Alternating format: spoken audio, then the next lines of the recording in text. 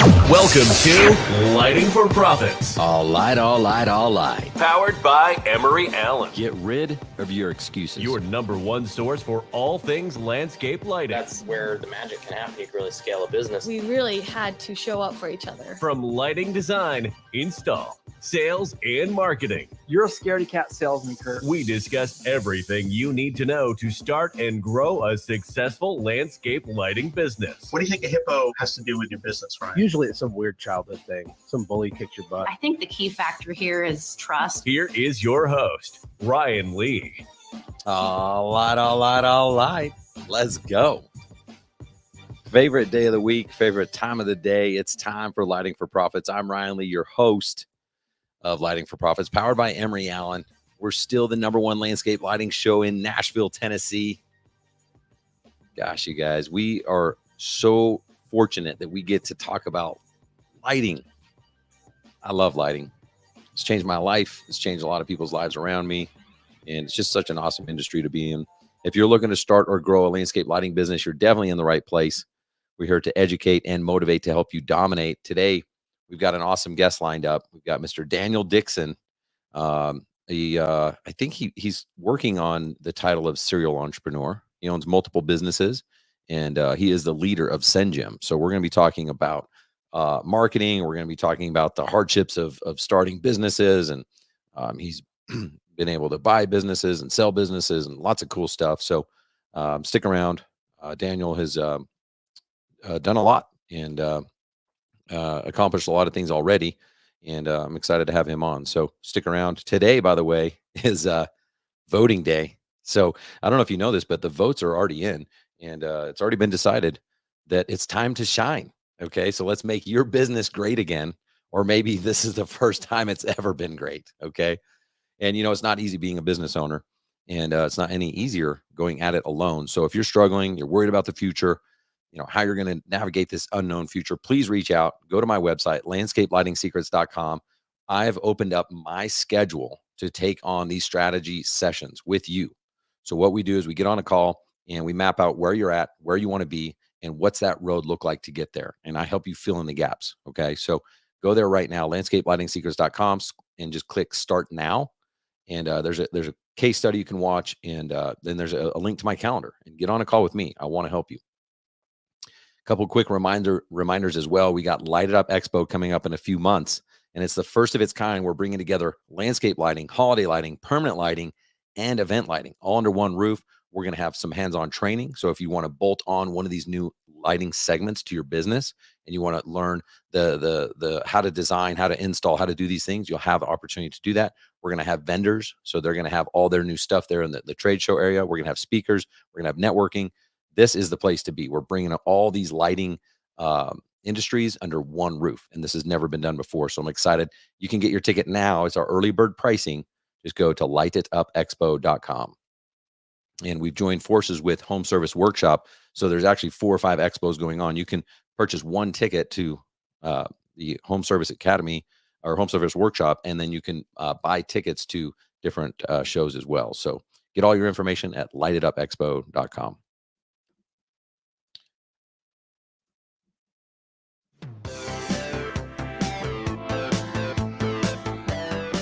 Performance matters. And actually, that's a true statement for a lot of things, including the kind of lighting you use. So don't sell yourself short with your customer by using budget level products. Emery Allen has been at the top of their game for a long time, and they're at the top of their game when it comes to performance. So take their VA rating, for example. It's the lowest in the industry, which means you're going to have a more efficient lighting project. That means you can put more fixtures on one transformer. It's going to save you money over time. Okay. And so I want you to make that switch today. And the easiest way to get with Emery Allen is email tomg@emeryallen.com. And Tom's going to connect you with his discounted contractor pricing. Just mention that you heard about him here on Lighting for Profits, and he's going to get you the lowest pricing possible. Don't go to their website unless you like paying more money. Just email tomg@emeryallen.com.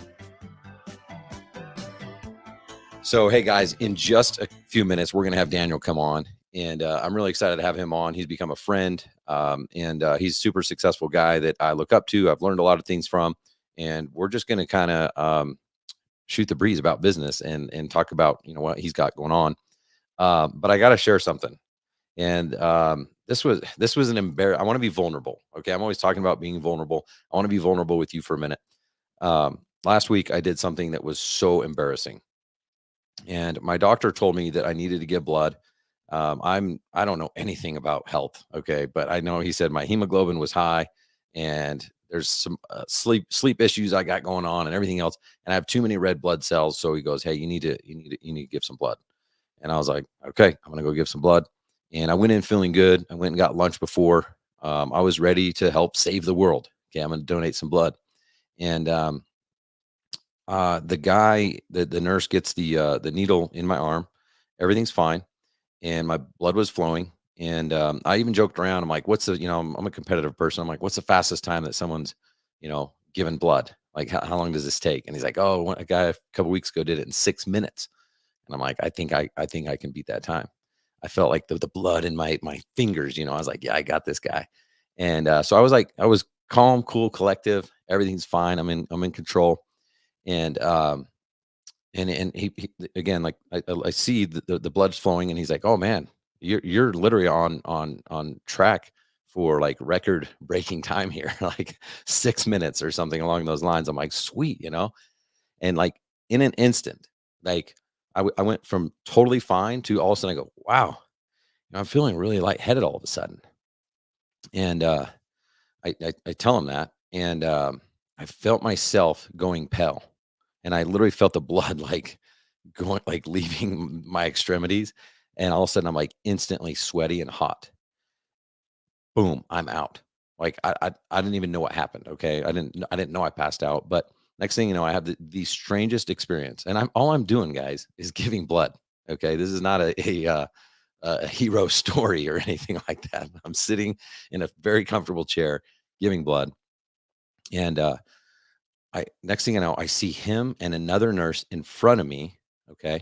And they are twitching back and forth like 100 miles an hour.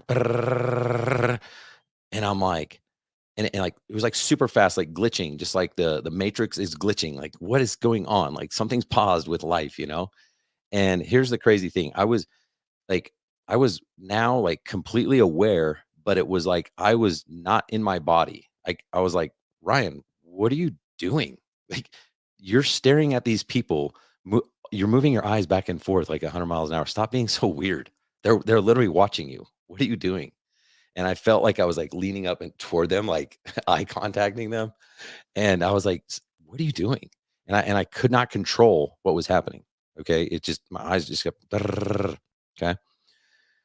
And I finally came to, and it honestly, in that moment, I had this memory of like all these dreams and all this experience that had happened. It felt like years had gone by. I was like, what just happened? Okay.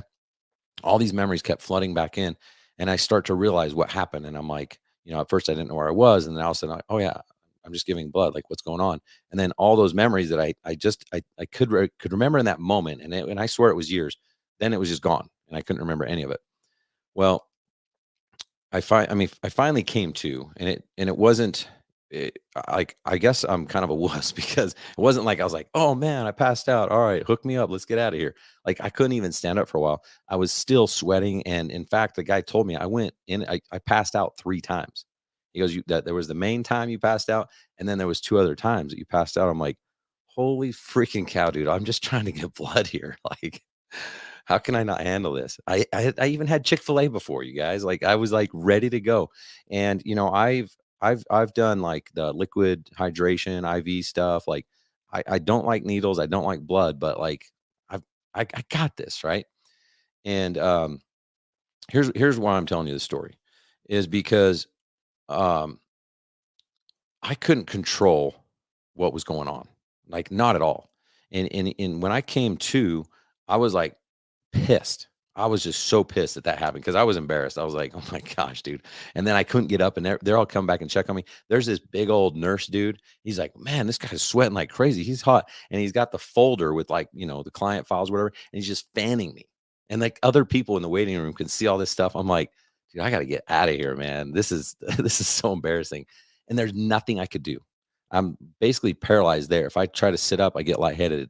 Like I had to sit there for about 30 minutes to recoup before I could even stand up and walk out of there.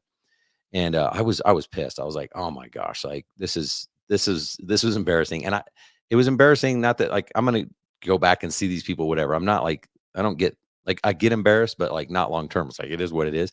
But I was pissed because I didn't have control. And as entrepreneurs, we love control, right? We love to say, well, you know what? I'll do that tomorrow, next week, next month, next year. Anyone doing holiday lighting right now knows what I'm talking about.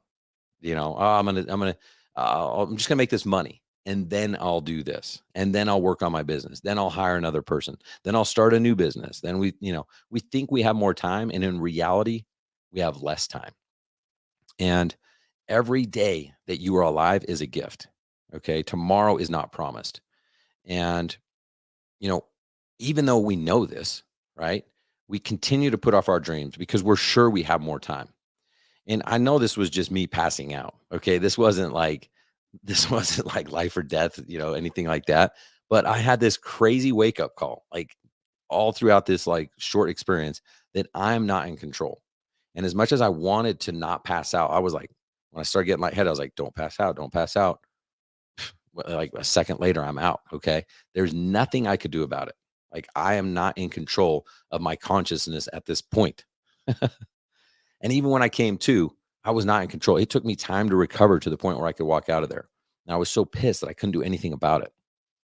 So, what are you going to do about it while you are in control? Because there's times, I mean, I was in control walking into there and I was in control walking out of there, but there was a time frame where I had zero control. I could not do what I wanted to do.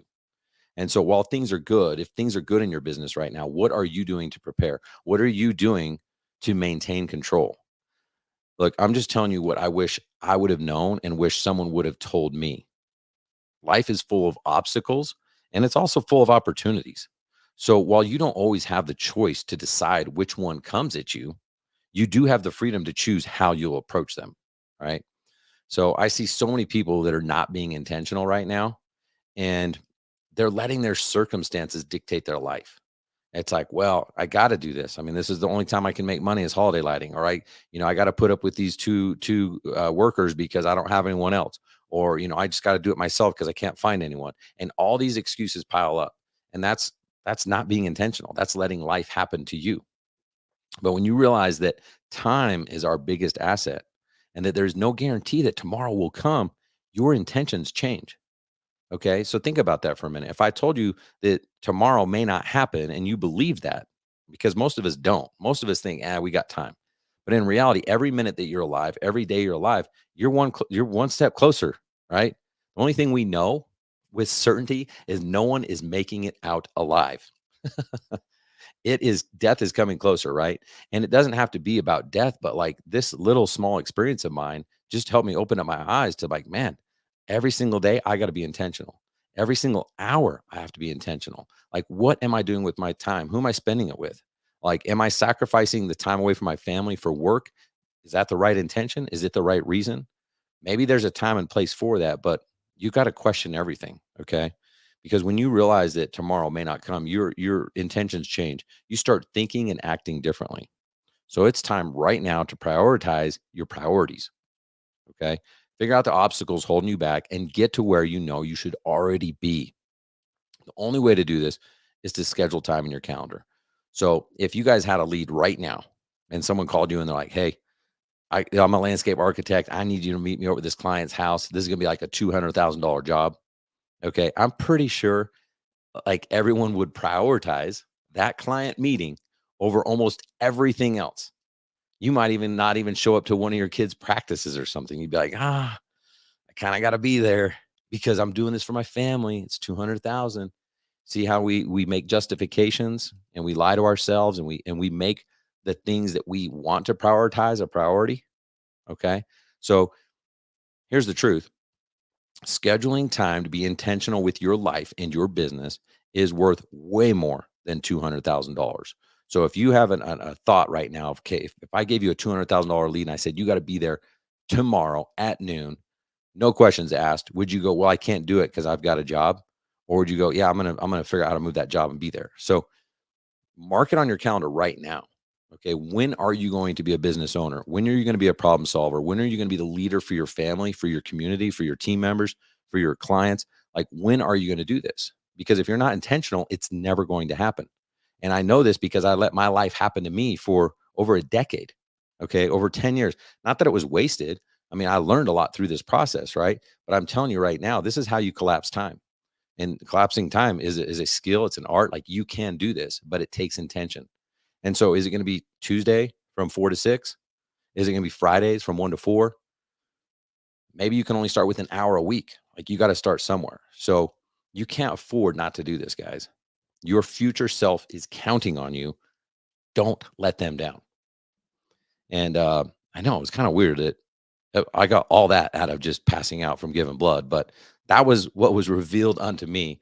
And I want to share that with you guys in hopes that I can just change one person's life. So I hope you guys will get intentional. And it's time to get our guest on. Are you guys ready for Daniel? I know I am. I love having guests on here. And I like to talk about my own thing too, but let's get Daniel coming on. You guys ready? Let's go.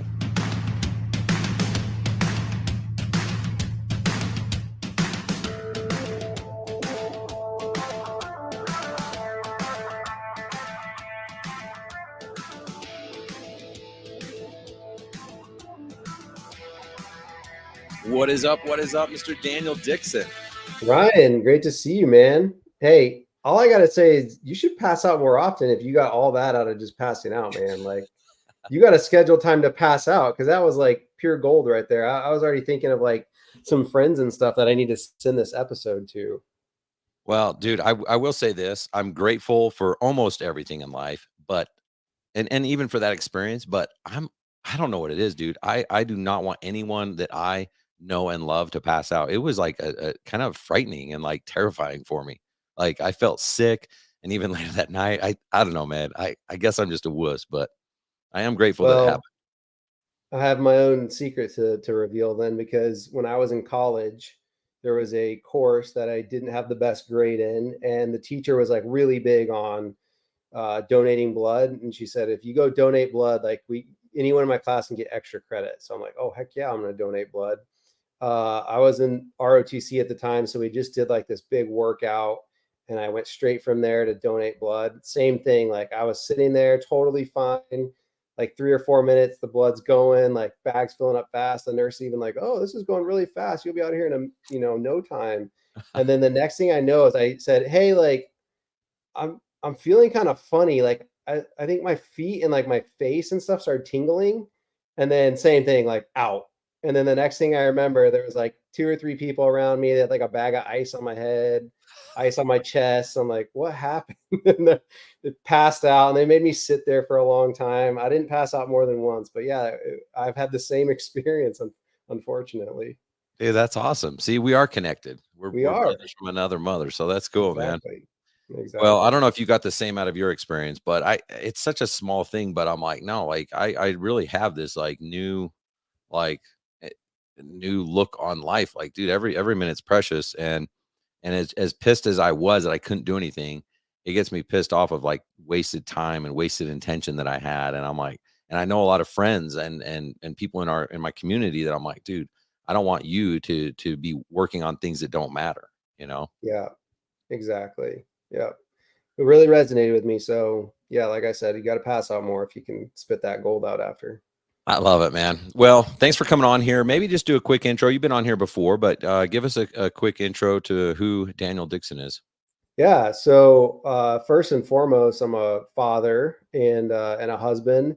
And to your point about being intentional, right? Like, I went into entrepreneurship because I didn't want to trade time for money anymore at my consulting firm that I was working at. Got my MBA, went into consulting for these Fortune 500s. They kind of own you because they pay a lot per hour for your time. And your firm is like, yes, you'll be there, you'll do this, you'll do that. And I saw the writing on the walls. Like, the more money I want to make, the more time I have to dedicate to this and traveling. And I just said, I don't want to do that. And so I got out of that. I was in the Air Force actually before that, but starting in my entrepreneur career, I started like a carpet cleaning business on the side because my family owned a carpet cleaning business. And they were like, go to school, get a good job, like get something stable, like don't do what we did. Entrepreneurship's hard. And, they're speaking from a perspective of, they had three employees maybe at the most at one time, a small family business. And we had a great upbringing, but, it was painful and a lot of, learning and all of that. And so they wanted me to go get a great corporate job. Well, I did it and I realized, no, I don't want to do this. And so I started a carpet cleaning business, the only business I knew anything about, and had that. And then got involved with consulting at SendJim, got to become the CEO at SendJim, buying as a partner at SendJim, started a concrete coatings company, brought in as a partner at another business that serves the home service industry, and just kind of, one thing snowballed to the next. But I absolutely love entrepreneurship, and I'm just so happy to meet other entrepreneurs and like the community that we have, and people like you. So that's a brief, I guess, introduction of where I've been and where I'm at today. Great intro. That, I love talking business with you. I love talking marketing. I want to talk real quick about, you mentioned you were in the Air Force. Yeah. Tell us a little bit about the Air Force and some of the things that you can take, that you've taken from that and applied to the business world. Absolutely. So the military is great. Like if there's any young people out there listening to this and you're thinking like, what do I want to do? Or I want to be an entrepreneur, but like maybe I'm not ready for it yet. Like the military is a great start for everybody. You will learn skills there that you just can't learn at least as quickly anywhere else. Going to boot camp's a great experience. It's the best experience you'll never want to have again. Right. That's how they describe that. But yeah, in the military, I got to be an officer. I was in the space program. So we did launching satellites from Cape Canaveral. I was an engineer. And the big things that I learned were just like how to be a leader, how to be a good leader, and what sacrifice meant, right? So I think leadership and sacrifice go hand in hand. If you're a good leader, there's a difference between like being a manager or being the owner of something and being a good leader. And so I learned that, and those skills, those people skills, organization skills, right? Like how do we take really complex things like that come in entrepreneurship? So there's problems that come, right? Every entrepreneur has had problems, and you're like, well, I can't just Google this. Like, I don't know how I'm going to get out of this. But just taking those problems and breaking it up into like very analytical, small things that you can figure out like one piece at a time, right? So you might have a huge problem, but let's start with like, okay, here's the problem. Let's try to be really clear about what it is and what are my options, right? Like option one is I do this, option two is I do this, option three is I do this, and really just like trying not to be emotional about things. Like that's a big thing they teach in the military, is not to be emotional. And to just like approach problems like with as much logic and reason as possible. So those are like huge skills that have helped me being an entrepreneur. That's killer. I mean, I feel like everyone that I meet who has done some experience in the military has those same qualities. They're more organized. They have that leadership. They understand discipline, and like they're able to do a lot of things that most people aren't willing to do, which happens to be like one of the key reasons why people succeed in business. Yeah. Yeah. Pushing through those fears. Like that's another one, right? Is like a lot of the reasons people don't start when they want to be an entrepreneur is because they're scared. People that are in the military, they're no less scared than you are about, going to fight or being put in harm's way. But they have learned to objectively look at that stuff and do things that may scare you. But there's really great things that can come of that. Love that. Yeah, we as humans, I think we're kind of built with fear. Like you do see people and you're like, man, how do they do that? But they just have more courage. Like Yeah. they've developed a way to have more courage. And I felt like I've been able to have more courage. I didn't have enough courage to go to the military. That's why I look up to anyone who went to the military. I'm like, dang, man, like as a young person to be able to do that. And some people were like, well, I didn't have courage either. I needed the money or I needed whatever. But no, there was still courage there for sure. Yeah. Yeah, it's a tough thing, and it's really good. Like anybody that's out there or their kids are out there and they're thinking like, should they go into the military? it's just 4 years, 3 years, whatever you sign up for, a really great experience. Very cool. Would recommend it to anybody. That's awesome. So one of the things you mentioned was you wanted to get out of corporate America, start your own business because you were done trading time for money. Well, how did that go in the beginning? Like, because I feel like a lot of entrepreneurs are still trading time for money. How did that go? Yeah, I had a really fortunate situation where I didn't have to jump full ship. I always knew that was going to be like at some point I would have to do that. But my parents actually had sold their business and retired.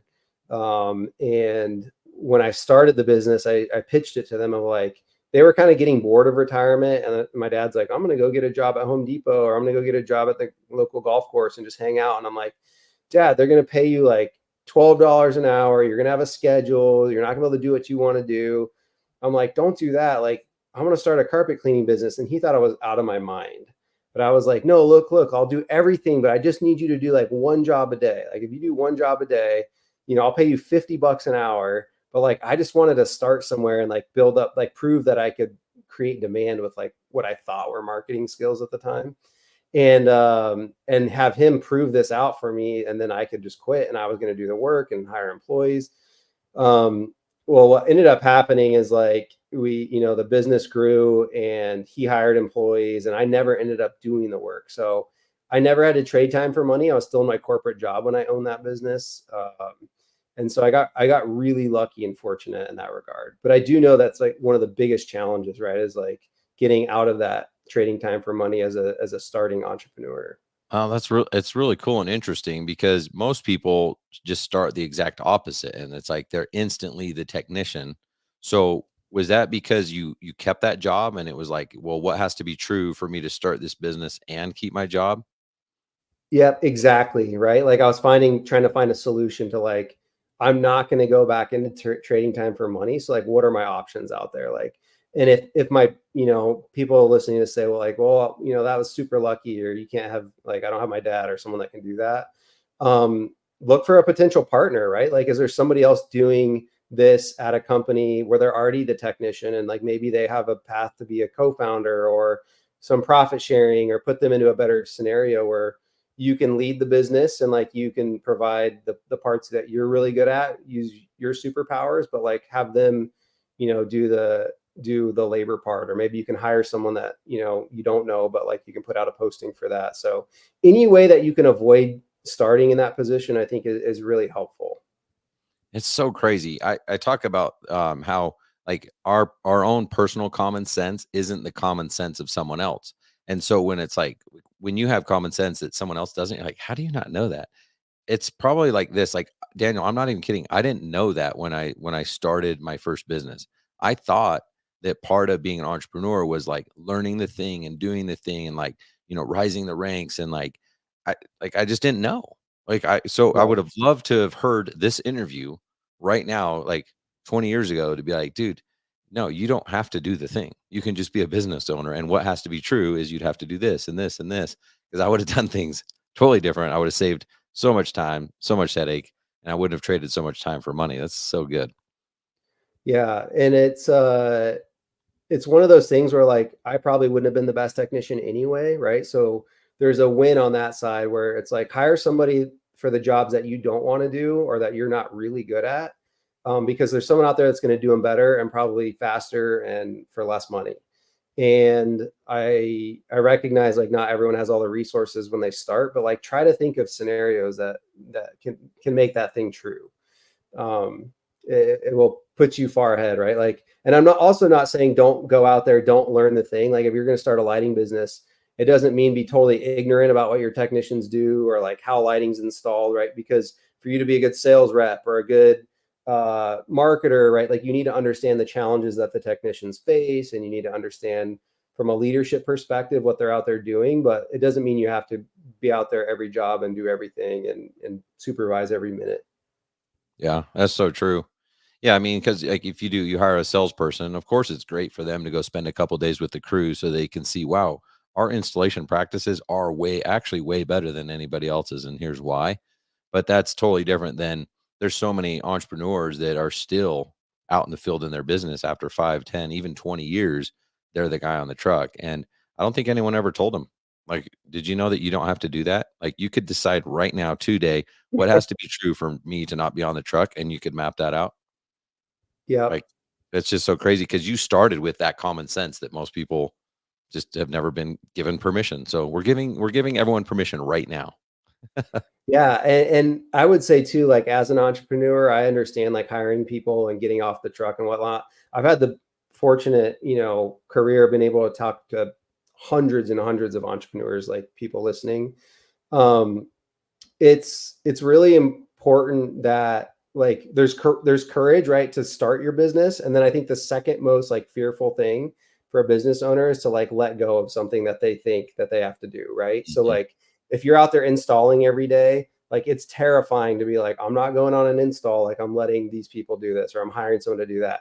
Or if you're out there selling every day and you're like, there's no way someone can sell as good as me, like it's terrifying and it takes a lot of courage. But I promise you, the rewards will be massive if you have the courage to like take that next step. Just like you've had the courage to start your business, and like it's probably been great if you've been doing it for 5 or 10 years, like you haven't gone back to what you were doing before.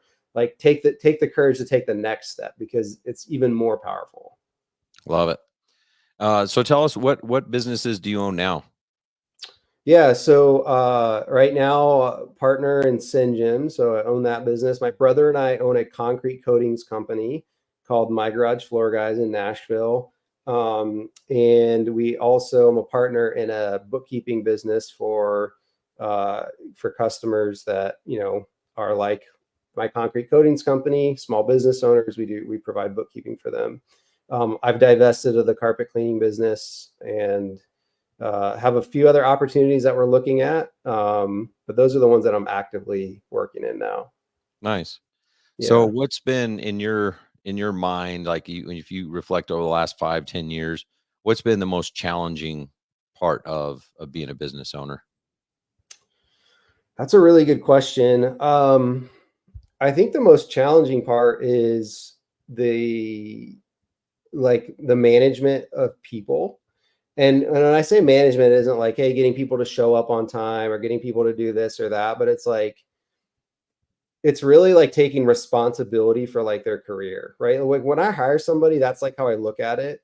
And it's like, hey, realistically, if I hire this technician, like they may not be like a technician for, they're 25 years old. They might not want to do this for more than 10 years, like, because it's physically demanding or because they can't really raise a family on that income. So like, how do I have to evolve my business to create opportunities for that person to move up and make a career at my company? Right. And so like, that's really challenging, especially when you're in a small business. Like same thing at SendJim, right? It's like, how do I create opportunities for the person that may start as like a customer service rep and make a career out of it, right? Because it's really easy for us to be like, oh, my business only has 3 people or 4 people or 5 people, whatever that number is. And like, Johnny's great. He's going to be there forever. Susie's great. She's going to be there forever. And like, I'm just riding high.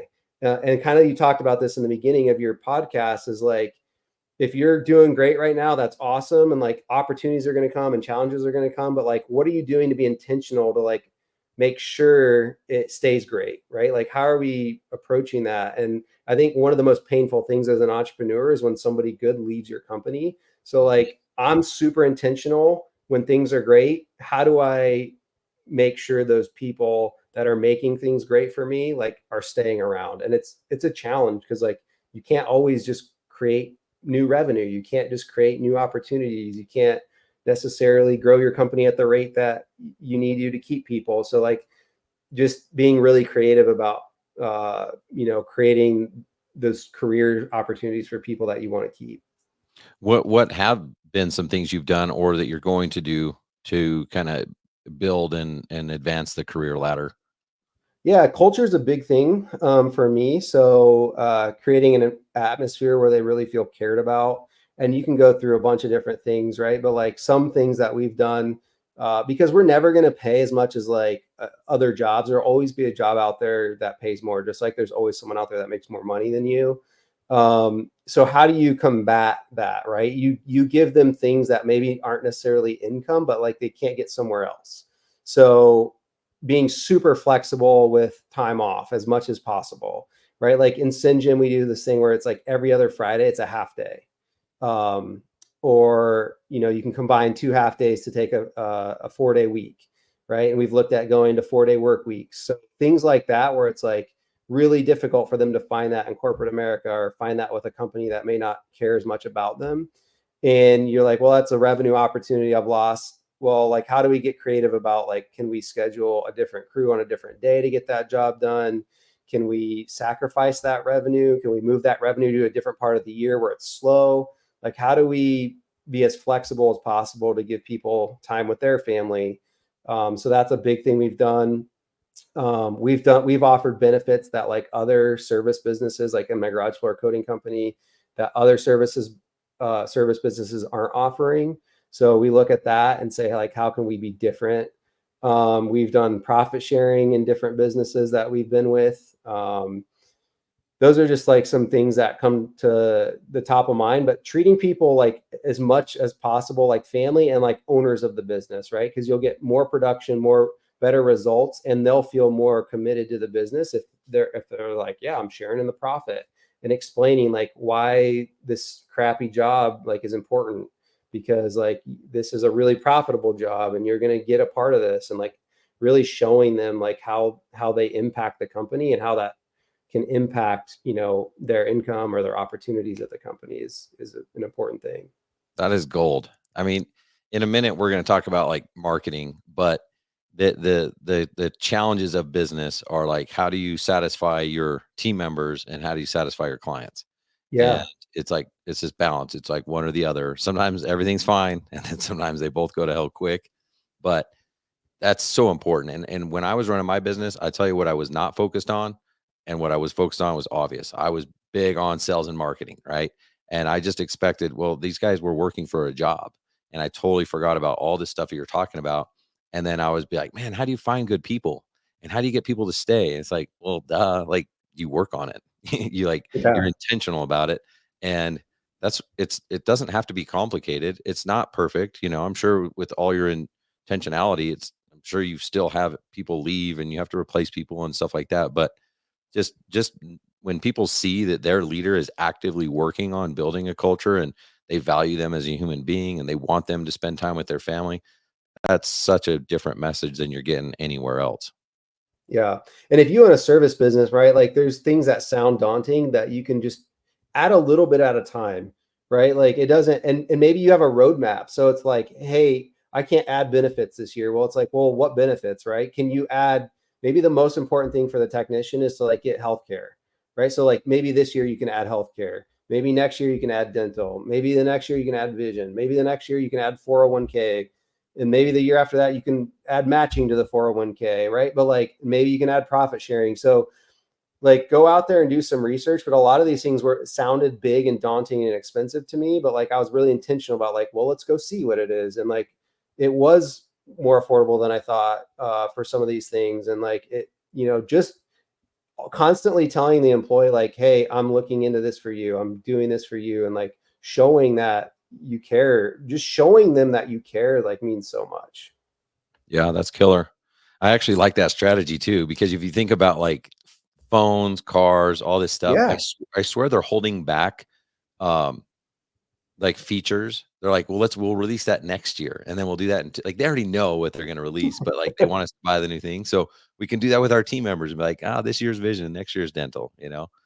Oh, that's a perfect example right there, Ryan. Phones. Like we've gone to our, like some of our crew leaders or like employees and said, hey, like we'll pay for your phone and we'll pay like $150 a month stipend, right? And we'll put it as an expense on your pay, and that's non-taxable. So it's really like $200 a month of income for them, and it's an expense for me, so I get to write it off. I don't have to pay for tax. So like that's better than just paying them more.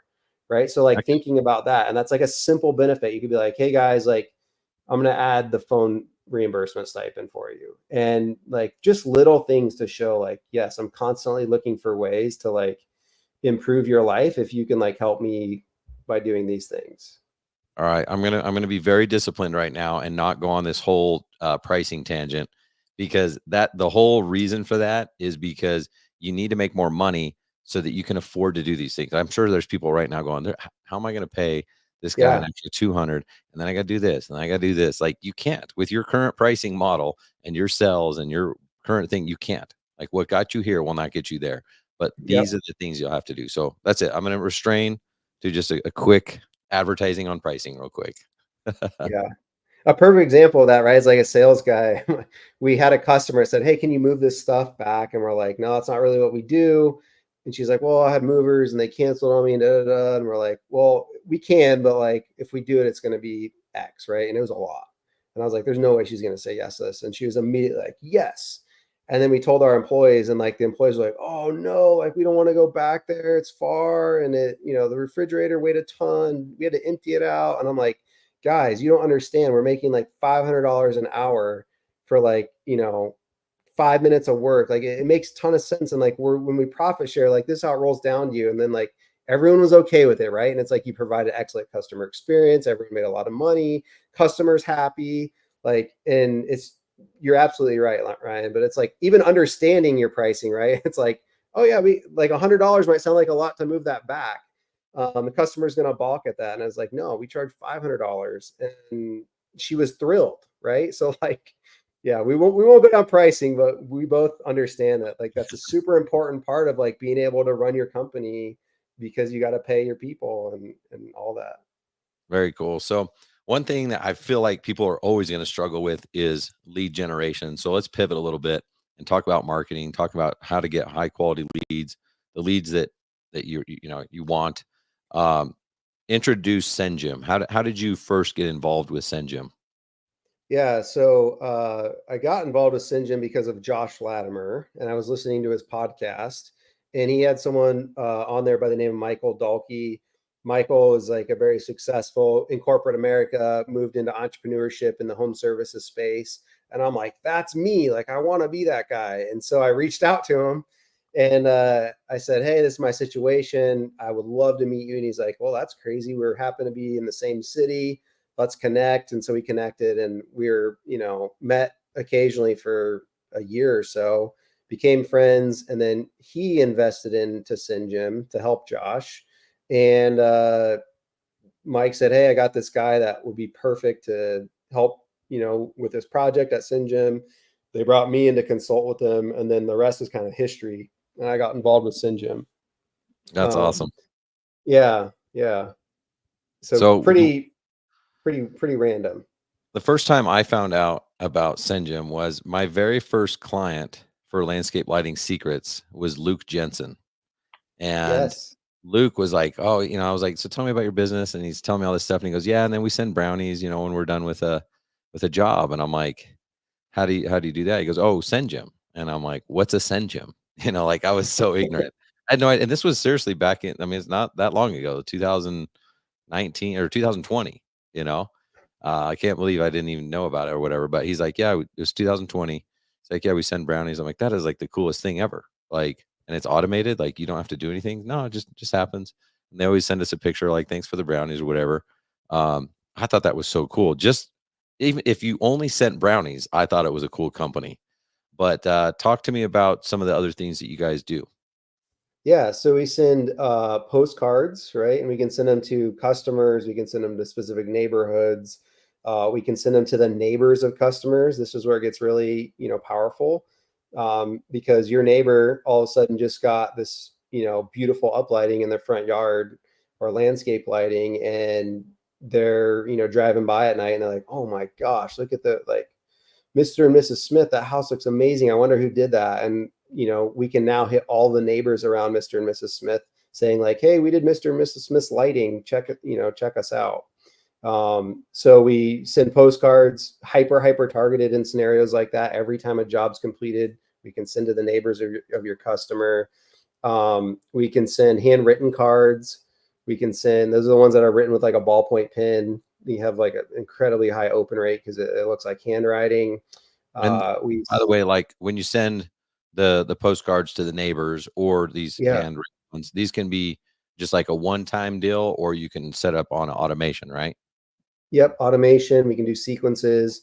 The sequences can be intermixed with other things like GIFs. handwritten cards, postcards. We also send ringless voicemail.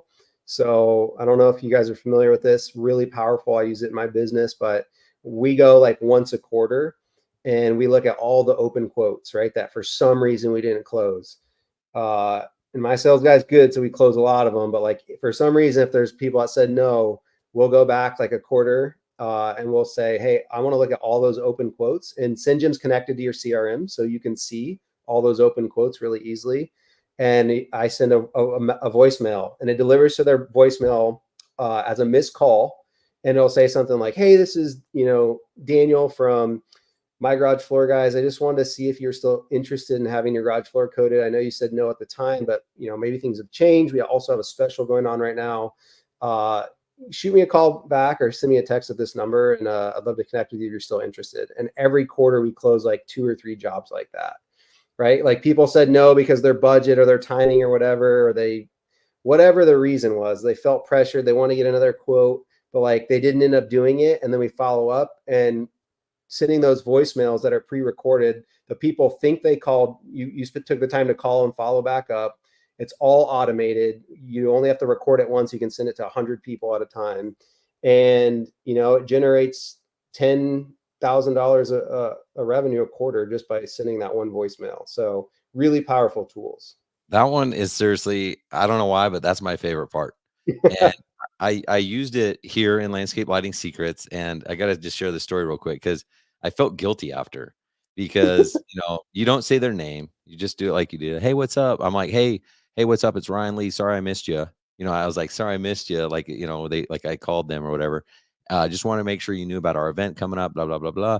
And then, I left it, and I had people texting me back. Oh my gosh, sorry I missed you. They're calling me back. Like, they're like, oh, hey, sorry. I guess I didn't hear the phone ring, but yeah, I really want to talk to you, and da, da, da. And then I confessed about a week later. I was like, hey guys, I just got something on my mind. I got to tell you, like, I didn't call all of you personally. It was a ringless voicemail through SendJim. And I did it for a couple reasons. One, because I didn't have the time to call everyone back, so I do feel guilty. But I wanted to show you like the things you're not using, like that you're missing out on these opportunities. And they're like, dude, I could have sworn that was you. I'm like, no, it was me. It's just that I sent that exact same message to 100 people at the same time. Like, that's wild. Yeah. So just showing them that experience. So I felt guilty, but I had good intentions. I was like, I wanted them to see, like, dude, your customer will feel, oh man, I just missed them. And I'm glad they called me because I do want my garage floors done. I do want my lighting done. We've just been busy. We were on vacation and we got the kids back to school. But man, it's getting dark at like 5:30 now. We definitely need lighting, so many people could make. And by the way, landscape lighting, an average ticket is 10,000. So when you say, you made 10,000, lighting people might make 20, 30, $40,000 every time they do this every quarter. Yeah, very, very powerful, right? And something like that, just for instance, is like you're talking about like 35, 40 cents of call, right? So you send it to the 30 leads that didn't close or 30 quotes that didn't close, it cost you $15, and like you generate 10, 20, $30,000. Like, I mean, I don't know what your margins look like, but I'm pretty sure that's dumb if you're not doing that. So I'm not calling anyone dumb, but like now that you're aware of it, you should be doing it. All right, I'll say it. You're dumb if you're not doing it. Okay. Hey, I want to ask you, you had sent me this case study. I want to talk about some data here, some numbers around. You did one for landscape lighting. Yeah. Let's talk about that real quick. Like, what can people expect? Because I know people hear direct mail works, right? And then the thing is, what I've found, and I've been preaching this for a long time, is the first is the worst. Like, if I only had $5,000, I would not just spend $5,000 to send like 10,000 people one postcard. If I was going to do direct mail, I would rather send like a bunch of postcards to a smaller group of people. Talk about direct mail, what the best practices are, and how to get the best results. Yeah, that's a great question. Mail is a really tricky thing because it's not like a pay-per-click or a search or things where people are actively looking for you and then clicking on, you're just trying to stand out among the crowd, right? Like those people that are looking in Google or are already looking for your service. They just happen to choose, you're trying to get them to choose which company right? And you want them to choose yours. With mail, it's disruptive, what they call disruptive marketing. They're going about their day, grabbing their mail, and then you're trying to disrupt their train of thought. I mean, like, oh, dang, like, look at that lighting. That looks beautiful. Like, I always want to do something like that to our house. So it's a little more difficult to get response. But to do something like that and have success, you want to look at timing is huge, right? So timing is really, really important. You want to know when your customers are buying. So like, for example, my guess is something like lighting, very slow from the businesses I talk to, from like Thanksgiving through Christmas, right? People are like worried about the holidays. They're spending money on Christmas. Their families coming in. They got all this stuff they're trying to organize. They're buying gifts. Like, it's cold outside. They might not be looking at their yard, whatever. But like, so timing is really important. I won't harp on that anymore. What Ryan said is really important too. Like, the first one is the worst. So you would want to, if your budget's $10,000, let's send it 3 times, and let's send it over the course of our busy buying season. So when are the most leads coming in? That's when we're going to want to send it. That means the most people are interested in this type of thing right now. And let's say that's 3 months or 5 months. You want to spread those 3 cards out. So if you have $5,000 or $10,000, I'll do 3,000, 3,000, 3,000. And we want to spread it out over the entire buying season, right? Because if you hit them in, let's say your buying season's from March to June. If you hit them in March and you put all 3 cards in March, like, maybe March is a bad month for them. Maybe their bonus comes in May, right? So like, they're like looking at this and being like, oh, I can't afford that right now. But if the card hit them in May or June, they're like, oh yeah, I got money in my pocket now. Or maybe it's like right after their tax return comes, right? So like, mail is a game of staying in front of someone for as long as you possibly can, because when they're in the market, they will buy from you, but you have to stay in front of them as long as they're in the market, right? So the longer you can stay, the better. And it's not necessarily as many homes. And then with mail, it's really important to get hyper targeted. And what I mean by that is like Ryan said, don't blast out to 10,000 homes. Like, let's choose the 3,000 homes that we're really likely to buy, right? So like, let's look at only owner occupied. Let's look at a neighborhood where we already have a lot of work, right? So maybe we already have had jobs there. We've put out yard signs where we did the jobs. We've knocked on doors of the neighbors, maybe, or we've left 5-arounds, door hangers.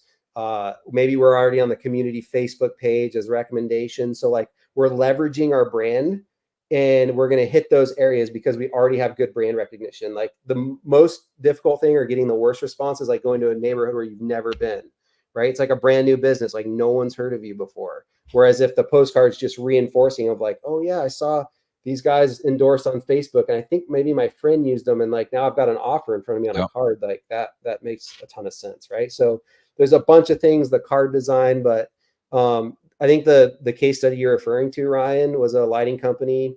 They mailed 1,000 cards. They got 9 leads and sold 4 jobs.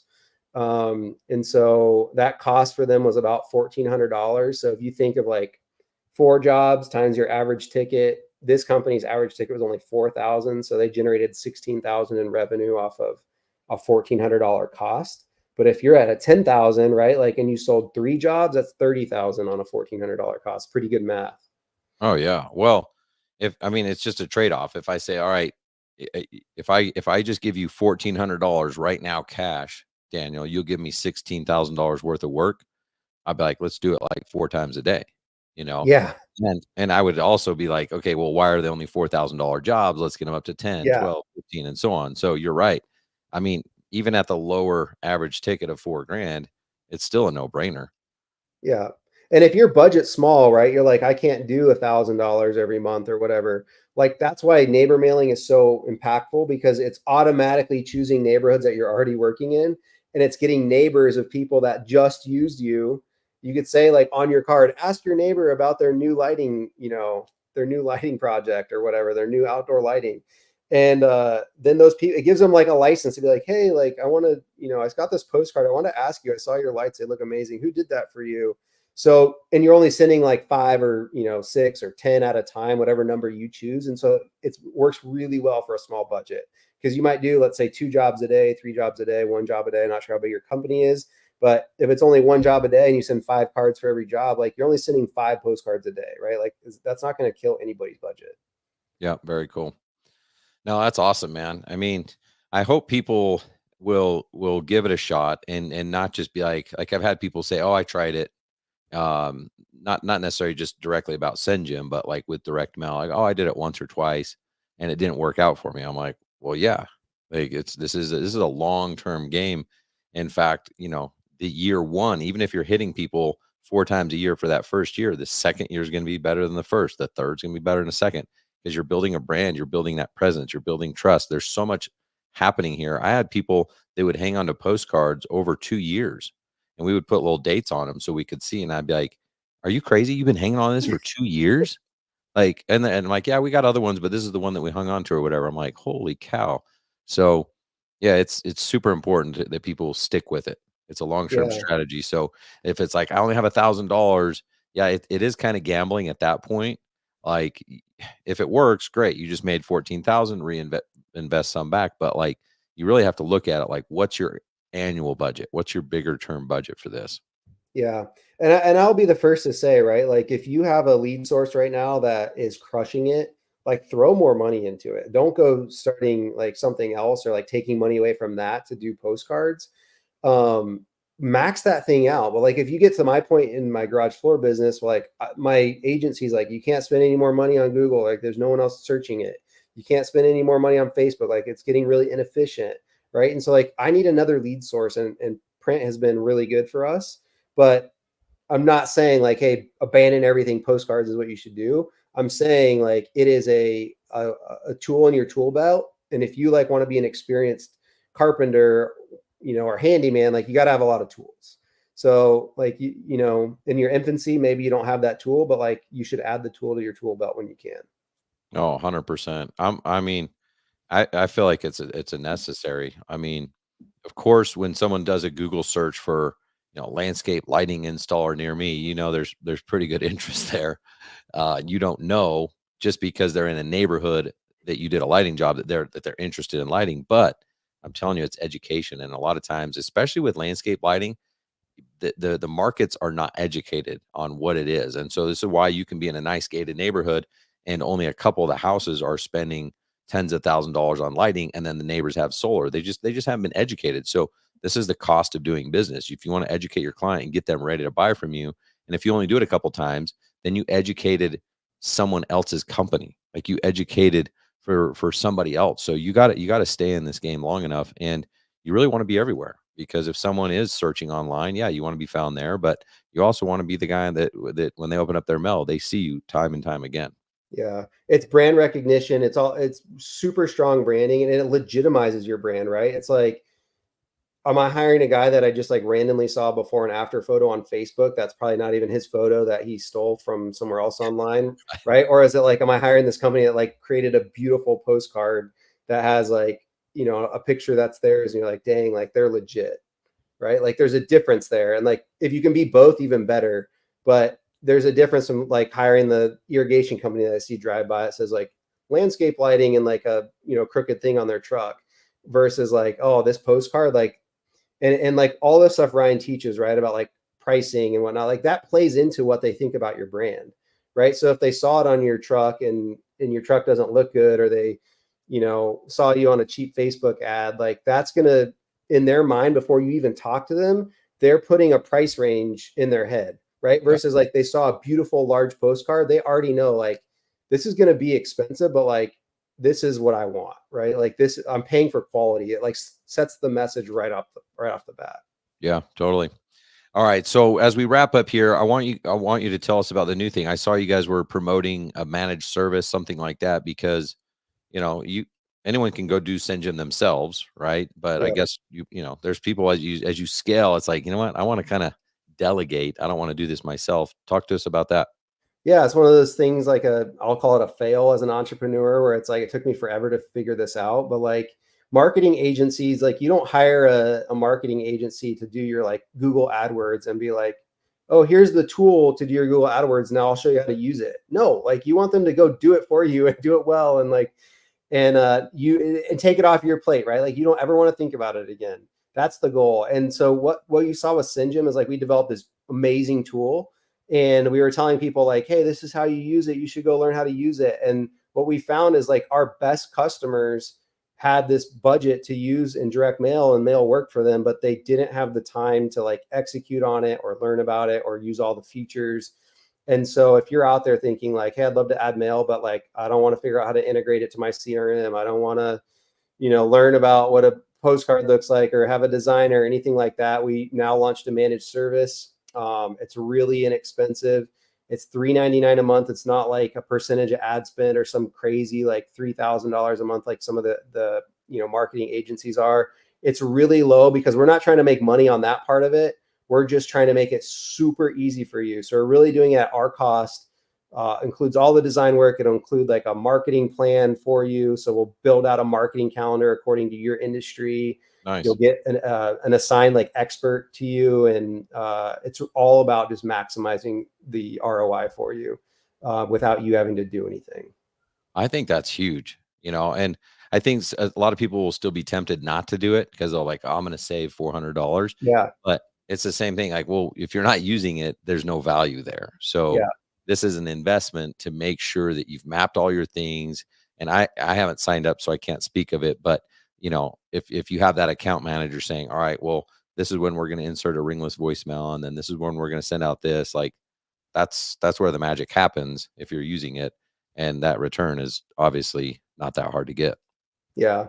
It's really a no-brainer if like you want to use mail. And getting to where I've got in my career, like the thing I would say is like, it's the who, not how, right? You've probably read the book or heard of it. But it's anytime there's something out there to do, like who can do it. It's more about who can do it and who you can find to do it for you and who can do it really well, and not about how do I go learn how to do this, right? Because there's probably someone out there that's better at it than you, that can do it more efficiently and more effectively. And Ryan talked about it at the start of the show, like your time isn't so incredibly valuable, right? Like being an entrepreneur has allowed me to spend time with my family like I would have never imagined. And that's like the most important thing to me. And do I work my butt off and have a lot of, stressful situations and challenges? Absolutely. But I have time to spend with my family, and I have time to focus on these big problems and how I retain my people and all that, because I hire out, I find the expert for everything and I give it to them. Right. So unless it's something like that you're really passionate about, like you want to learn about direct mail because you've always wanted to learn about postcards, which no one ever said, like, then you should probably hire someone to do it. Well, you're a man who practices what you preach. You started your first business that way, who not Yeah. how. So that's killer, man. All right. Yeah. So you've got you're gonna do something for our listeners. Yeah. So if you're interested in SendJim, just go to SendJim.com, check us out. You can start a chat there. Any questions, you can book a free demo. They'll show you the product. They'll answer all your questions. I really recommend the demo route. Or you can just sign up. But no matter which way you go, if you want, we would be more than happy to offer you a free custom postcard. So we'll build the card specifically to your business, your branding, all that. And we can get everything set up for you. It's a $300 value, but we'll do that for free for landscape or lighting for profits listeners. Just tell them you heard us on the podcast, and we'll get that going for you. Love that. Thanks for doing that, man. Of course. So thanks cool. for supporting us, Ryan. We've had a great partnership, and I love what you're doing. And man, I keep thinking lighting's my next business. Every time I see you or hear your name or see you pop in my email, I'm like, man, I got to do a lighting company. Well, we'll see what happens. We'll see what happens. I think one day there'll be something there. Also, kind of a they say shameless plug, but Landscape Lighting Secret members have an additional discount as well. So if you guys are in Landscape Lighting Secrets, there's a link in the content portal. If not, just hit me up and I'll get you guys that. But if you're listening and you're not a member, that's okay. He's still hooking you up for being a listener of Lighting for Profits. Mention that you heard him here on the podcast, and they'll hook you up. So Daniel, thanks so much, man. I appreciate you coming on. Hey, it was great, Ryan. I appreciate the time too. And you guys listening, I appreciate your time. Good luck in your business. Have a great rest of your week. And Ryan, we'll talk soon. Go crush. See you, everybody. You guys. Have an awesome week.